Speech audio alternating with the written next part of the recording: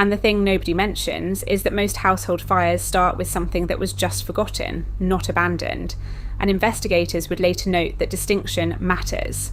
It was a Tuesday, specifically 6:47 p.m, which the neighbours would later confirm, because the smoke alarm and the episode of MasterChef began at the same time. The lasagna had been in the oven since 4 o'clock. This was not disputed. What was disputed, and this point would become central, was whether she had told him it was in there. He maintains she had not. She maintains she had, and that furthermore, she had told him twice, once at the door and once by text, which she still has, which she showed me on her phone for 11 minutes while we stood in her sister's driveway. The text reads, in full, oven. A single witness, a woman named Janet, who lives 3 doors down, said she had a feeling something was wrong when she drove past at 6:30, but didn't stop because she thought it might have been a candle. The lasagna was not recovered in any meaningful sense. The marriage technically was. They have a running joke about it now. Nobody laughs at the same part. Found almost exclusively in rooms, with a number above the door and a television showing nothing anyone wants to watch. The adult human in the waiting state is a remarkable creature. Observe how it arranges itself. Spine curved, phone held at an angle that suggests importance, though the screen has not changed in 14 minutes. It has developed a suite of displacement behaviors. The picking up and putting down of a magazine it will not read, the crossing and uncrossing of legs, the checking of a watch that it has already checked, not for the time, but for the reassurance that time is, in fact, still moving. What is most striking is the expression, a careful blankness, maintained with considerable effort, designed to communicate that the individual is entirely comfortable and not at all worried about what the doctor is about to say.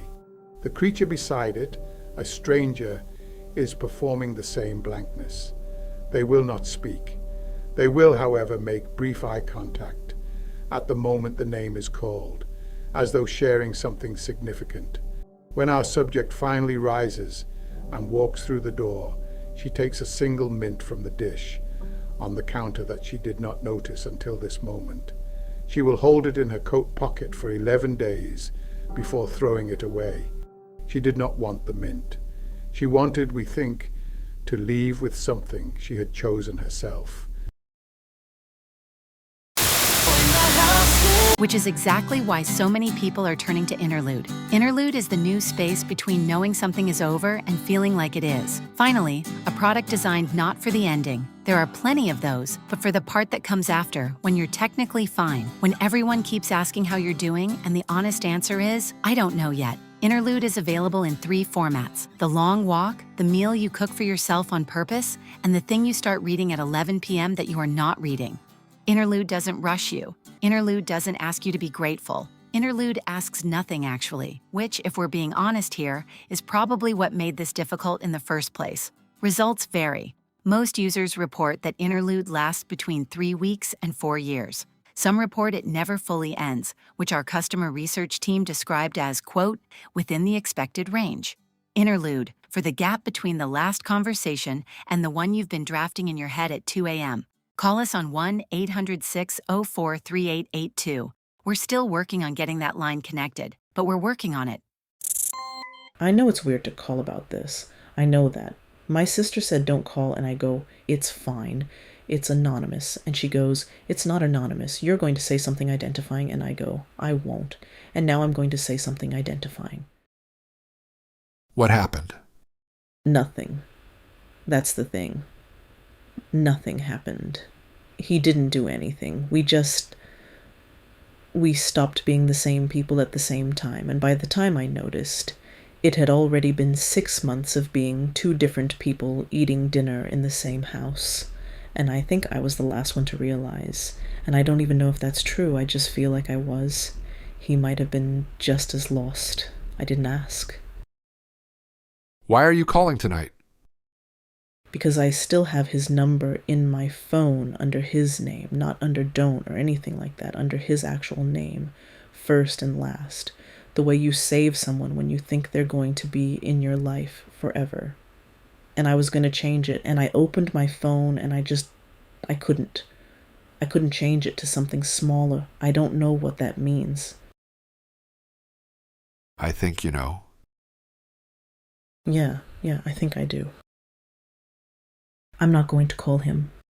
I know. Thank you for picking up. Yeah.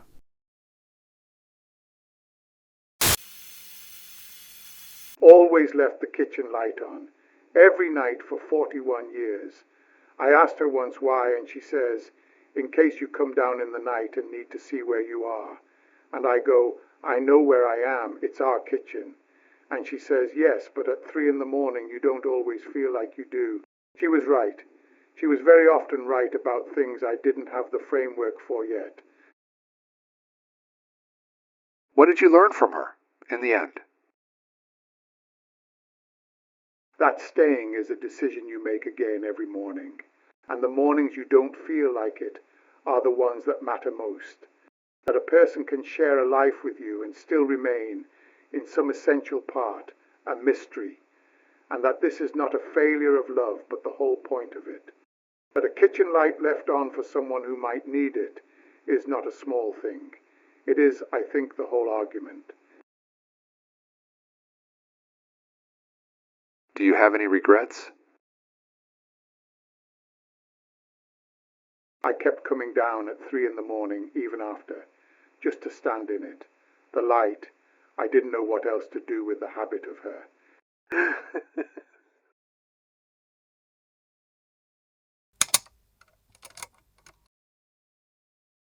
I found this tape in a box at an estate sale. There was no label. There was no name anywhere in the box, just the tape, and a photograph of a kitchen I didn't recognise, and a receipt from a hardware store dated 1987 for one light bulb.